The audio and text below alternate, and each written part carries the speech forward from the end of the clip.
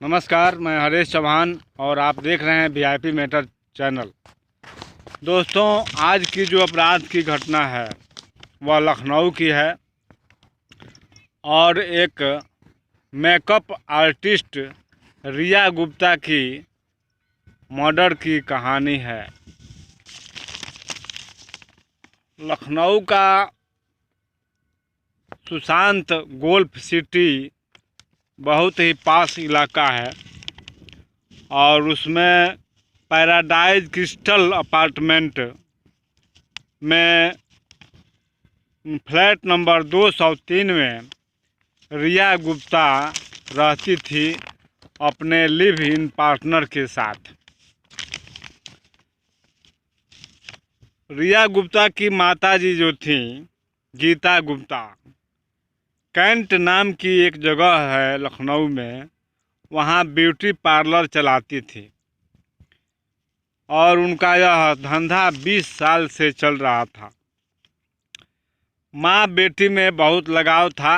अलग रहते हुए भी दिन में वे लोग कई बार आपस में माँ बेटी फ़ोन पर बात किया करते थे और उस दिन भी 17 अगस्त 2023 यानी कि अभी कुछ ही दिन हुए हैं,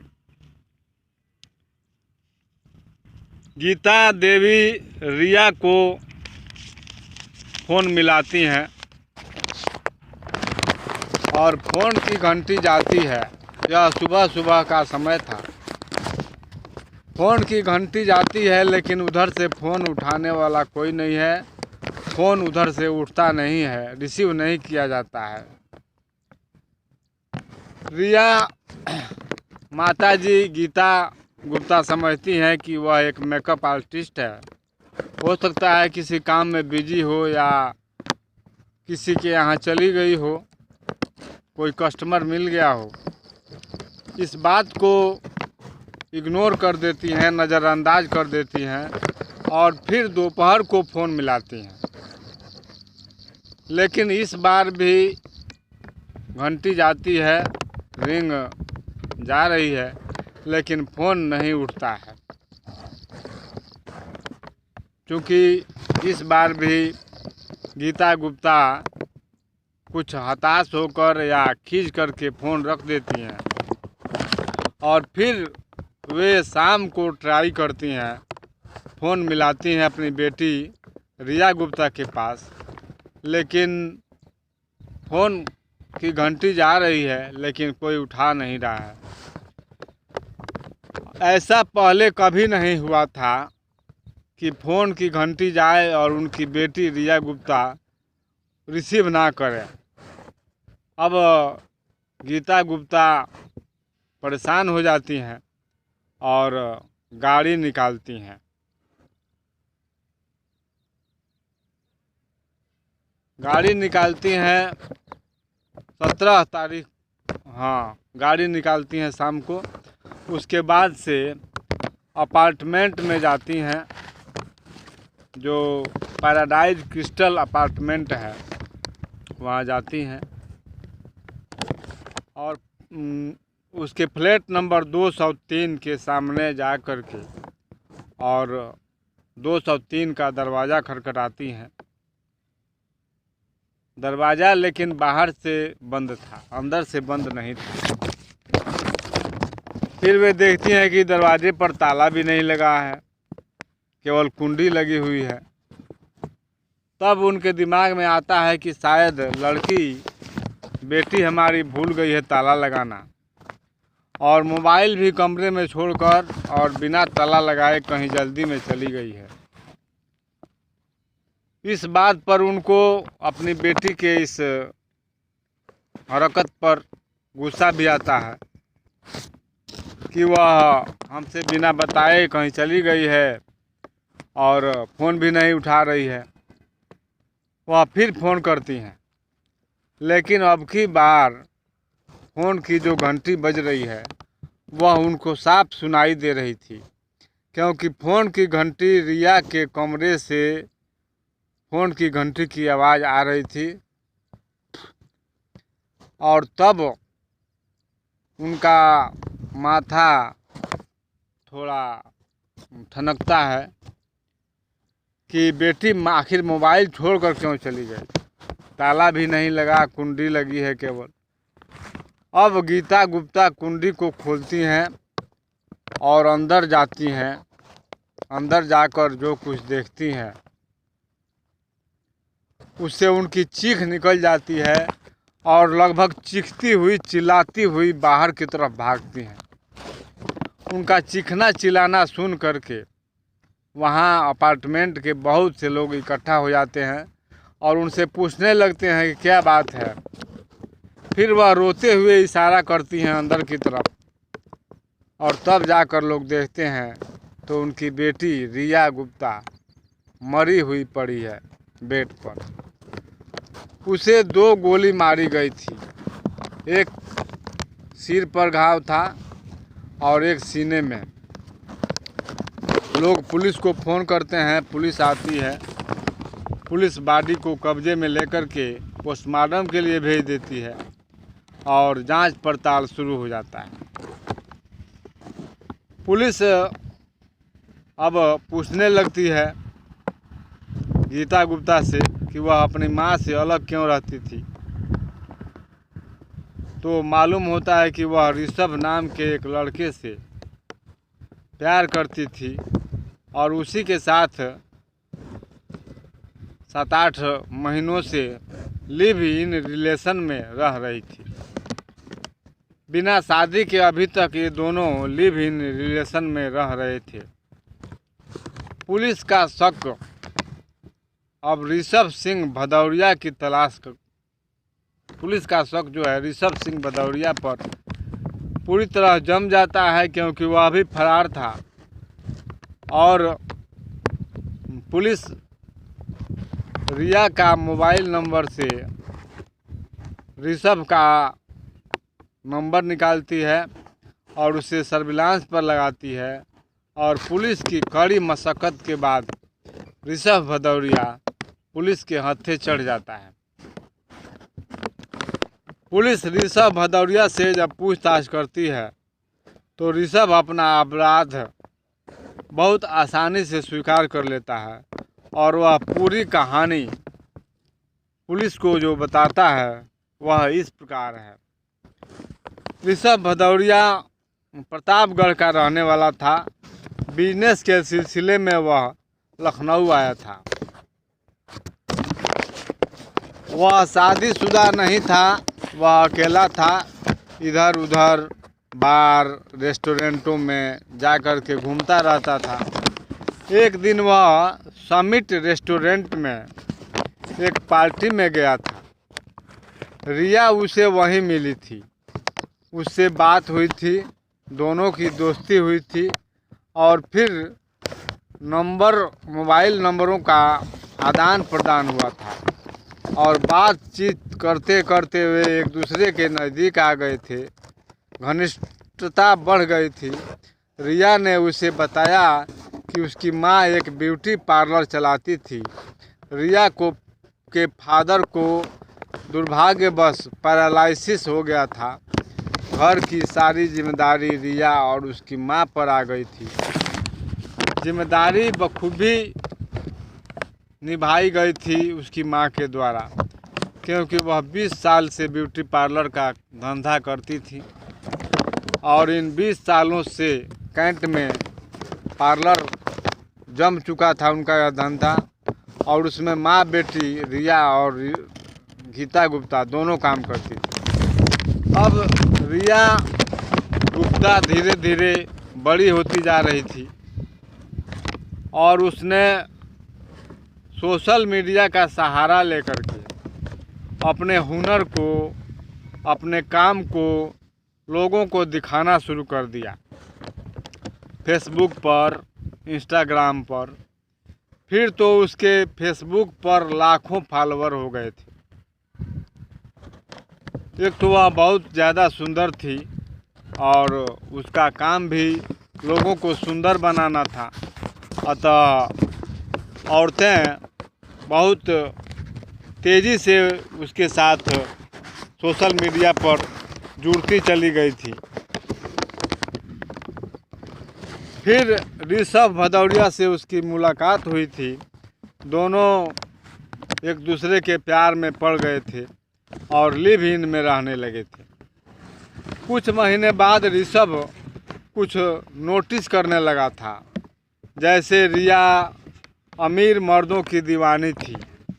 वह अमीर लोगों से पैसा ऐंठ कर पार्लर की दुकान को चमका रही थी। ऋषभ भदौरिया भी उसकी इसी बात का शिकार हो गया था। कुछ दिन लिव इन में रहने के बाद वह ऋषभ भदौरिया से भी पैसे ऐंठना चाहती थी। उसे लुल्लू मॉल में एक ब्यूटी पार्लर खोलना था, जिसका किराया ही हर महीने का लाखों रुपए का था। सब मिला जुला कर उसे इस काम के लिए, ब्यूटी पार्लर खोलने के लिए लुल्लू मॉल में 10 लाख रुपयों की ज़रूरत थी। ऋषभ ने कुछ पैसा उसे दिया, लेकिन सब पैसा नहीं दे पाया। फिर वह अमीर मर्दों के पीछे पड़ गई थी और घटना से कुछ दिन पहले ऋषभ भदौरिया ने अपनी उस प्रेमिका रिया गुप्ता को किसी अमीर आदमी के कार में घूमते हुए देख लिया था। वह उसे रोकना चाहता था, पूछना चाहता था कि तुम ऐसा क्यों कर रही हो, लेकिन वह कार तेज़ी से निकल गई थी। अब ऋषभ भदौरिया रिया पर पूरी नज़र रखने लगा था। तब वह जान गया था कि यह पार्टियों में इसीलिए जाती है कि लोगों को अपना दीवाना बनाकर अपना काम निकाल सके। फिर 16 अगस्त 2023 को दोनों पार्टी में गए थे। वहाँ दोनों ने ड्रिंक किया था और रिया ने एक लड़के के साथ डांस किया, उससे बात किया, नंबर भी एक्सचेंज किया और कहा कि तुम फ़ोन करना। ऋषभ के सामने यह सब हो रहा था, लेकिन उस समय वह इस बात को नज़रअंदाज कर दिया था।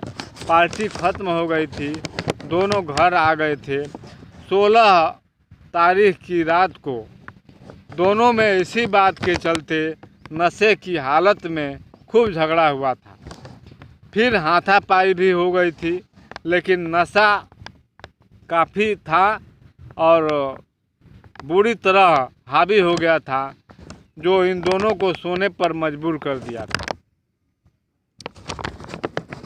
17 अगस्त की सुबह दोनों को नशा उतरने के बाद रात की सारी बातें याद आ गई थी और फिर दोनों में उसी बात को लेकर झगड़ा होने लगा था।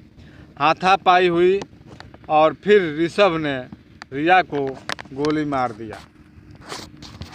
एक गोली सिर में और दूसरी गोली सीने में, और फिर ऋषभ भदौरिया भाग जाता है। पुलिस को पूरी कहानी सुना दिया था ऋषभ ने, यही कहानी थी। पुलिस को सब कुछ मिल चुका था, कातिल भी मिल चुका था और डेड बॉडी भी मिल चुकी थी, हथियार भी, जिससे रिवाल्वर भी, जिससे मर्डर हुआ था। अब मामला कोर्ट में जाना था, लेकिन मामला अभी सुलझा नहीं था। ऋषभ कहने लगा पुलिस से कि रिया की 2019 में शादी हुई थी। अब नया मामला सामने आ जाता है। ऋषभ की जानकारी के अनुसार ऋषभ बता रहा है पुलिस को कि रिया की 2019 में शादी हुई थी, इसकी एक बेटी भी है, लेकिन इसने उसे नहीं बताया था। ऋषभ को उसने बताया नहीं था और लिव इन रिलेशन में उसके साथ रहने लगी थी। अब रिया फिर उस मर्द के साथ रहने जा रही थी। वह शादीशुदा थी, फिर भी मेरे साथ काफ़ी दिन लिव इन में रही। कहानी अभी ख़त्म नहीं होती।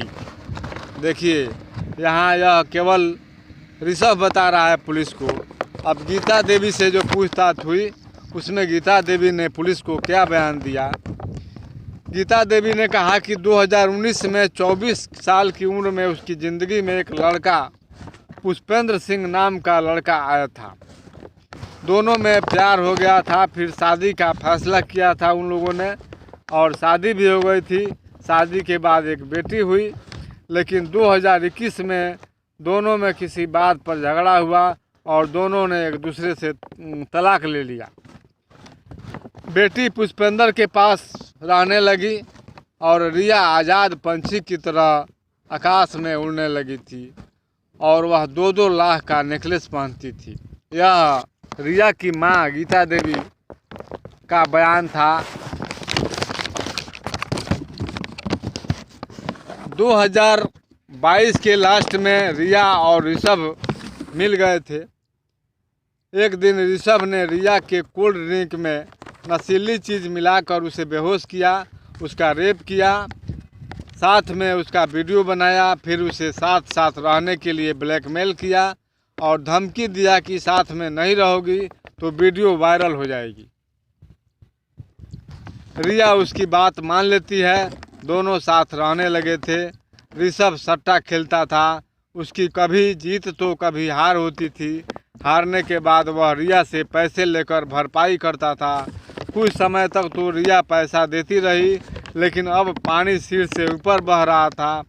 फिर झगड़ा हुआ, मार पीट हुआ। फिर रिया ने 1090 पर कंप्लेन भी किया था, जो वुमेन हेल्प नंबर होता है। फिर 112 नंबर पर भी कंप्लेन किया था ऋषभ के खिलाफ। 16 अगस्त को भी उसने टार्चर किया होगा और मेरी बेटी को मार दिया। ऋषभ के अनुसार रिया चरित्रहीन थी और अगर गीता देवी की बात माने तो ऋषभ दोषी था। यह भी हो सकता है कि ऋषभ उसे टार्चर करता हो और उसने 1090 और 112 पर कॉल किया हो। पुलिस जांच पड़ताल कर रही है, लेकिन हत्या आखिर क्यों हुई, इसके 2 कारण बन रहे हैं। पहला कारण कि ऋषभ ने रिया को दूसरे मर्दों के साथ देख लिया था, वह चरित्रहीन थी उसकी नज़र में। और दूसरा कारण यह कि ऋषभ सट्टेबाज था, वह पैसा लगाता था और जब हार जाता था तो रिया से पैसे मांगता था और रिया ने पैसा नहीं दिया, इसलिए उसने उसे गोली मार दिया। तो दोस्तों, आज की यह कहानी आपको कैसी लगी कमेंट में ज़रूर लिखिएगा और हमारे चैनल को ज़रूर सब्सक्राइब कीजिएगा, वीडियो को लाइक कीजिएगा, शेयर कीजिएगा। फिर मिलेंगे अगले वीडियो में। जय हिंद, जय भारत।